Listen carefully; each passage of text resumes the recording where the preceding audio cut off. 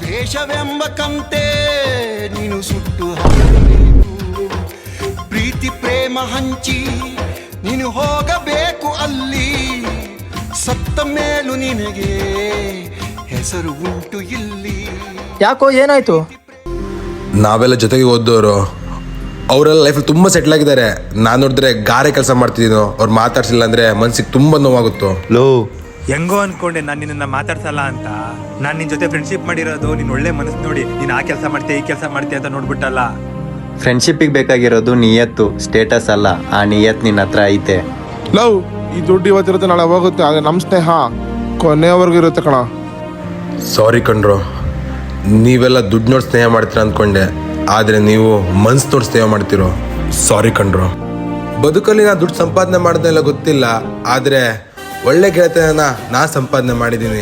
ನಿಮ್ಗೆ ಕೂಡ ಇದೇ ಥರ ಫ್ರೆಂಡ್ಸ್ ಇದ್ದರೆ ಈ ವಿಡಿಯೋನ ಅವ್ರಿಗೆ ಟ್ಯಾಗ್ ಮಾಡಿ.